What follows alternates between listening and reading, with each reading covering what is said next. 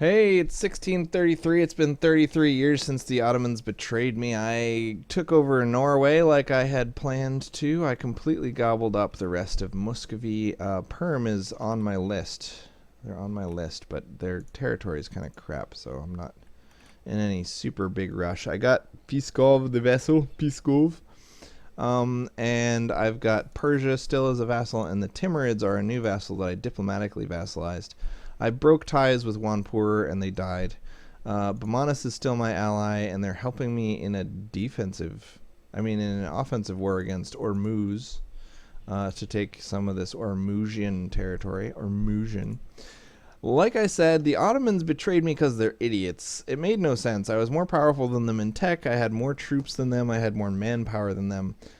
And then they just broke their alliance because they got a quest to kill me. And just because you got a quest to kill me doesn't mean you should take it, stupid. Um, so I killed the Ottomans, like I said I would. What happened was, actually, instead of attacking them right away, I went and killed Norway first because I was like, I need to kill Norway. They're right up there. They don't have any allies, and if I wait too long, they might get allies. Um, Also, I was hoping the Ottomans would attack me because then Bamanas would help against them, and they're the same military tech. Actually, they were ahead of tech. They were tech 15, Ottomans were tech 14, and they have more troops than the Ottomans did. So the Bamanas by themselves probably could have killed the Ottomans for me, which would have been nice because, like I said, I am going for an almost entirely non-mercenary infantry playthrough, which means I need to avoid fighting whenever possible. So I wanted someone else to kill the Ottomans for me, but it didn't work out. So the Ottomans, killing them wasn't enough, right? Because, like I said, in the past, when I've killed the Ottomans in one war, they've always come back and killed me in the next war. So what I needed to do was siege up enough of their territory and wait long enough for them to get um, war exhaustion. Right? So let's sort by development so the Ottomans will be at the top. Here we go. So now I'm 1,400 development because I took their capital and they're only 928.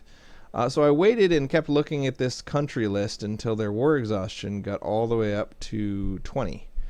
And their prestige is very low and my prestige is very high. And this by itself is plus 10% morale for me, minus 10% morale for them, just by winning enough battles to get the prestige really low. So unfortunately, in order to hold sieges on enough of their territory to get their war exhaustion really high, I needed to suffer through a call for peace until my war exhaustion got up to 12. So it was worth it though, because having my war exhaustion at 12 and their war exhaustion at 20 means that we both of us got rebels. But I killed all of their army and depleted all of their manpower. So they're down to, I don't think it says. Oh, they're bankrupt. So yeah, I bankrupted the Ottomans. So they're getting all sorts of rebels everywhere. Unfortunately, the rebels are just autonomy rebels, which aren't the kind that I wanted. I wanted them to break off a bunch of fractured little nations so that I could gobble those nations up one at a time.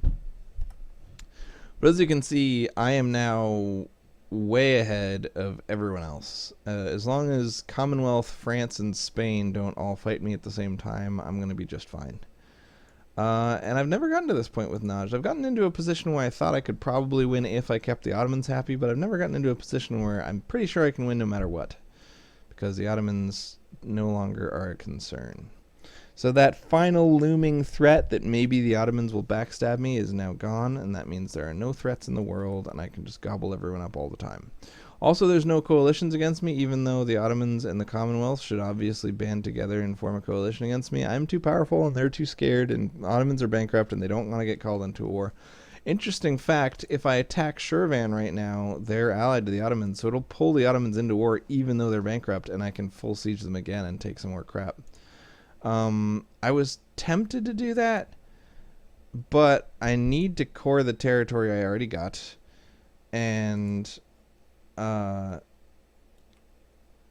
don't really. I'm out of manpower. I need to core stuff. I got a lot of revolt risk. I've been having revolts. I just paid down a bunch of war exhaustion, so I'm kind of feeling like I should recuperate while they suffer. Let them suffer. I'll recuperate. Good times.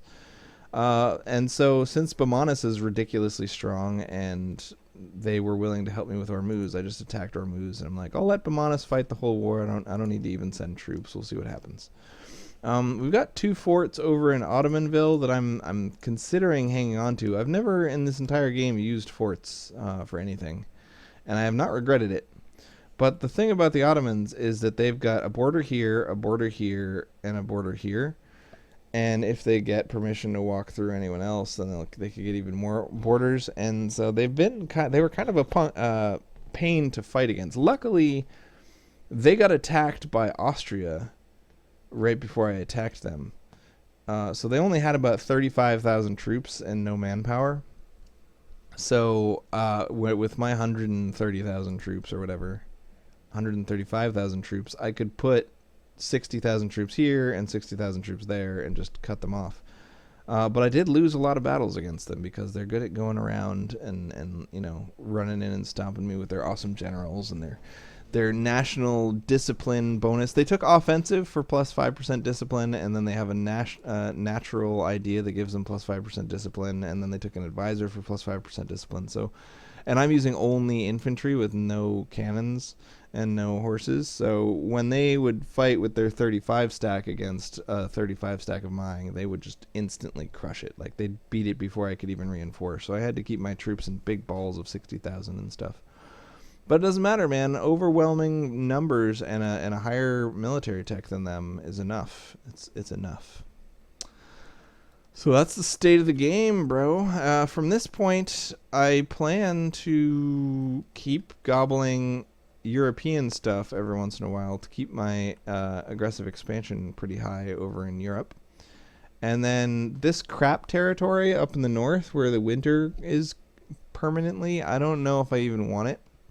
I might expand along the Danube River, the Indian River that makes everyone all their monies. So far this game, I've been focusing on rich provinces instead of focusing on quantity. I've been focusing on quality. And the only way to continue expanding with a focus on quality instead of quantity is to go for Alexandria and Commonwealth stuff and not even Swedish stuff. That's it. Like, Ottomans and Commonwealth are the only people that border me that have stuff that's worth taking. And I guess whoever has this stuff right here, this stuff is very rich. But it's too far away from me. I don't even know if I can get to it. So anyway, I will do some more expansion, and I'm 100% positive I'm going to get the achievement this time. So this has been a very fun achievement. It's taken me 200 million zillion attempts.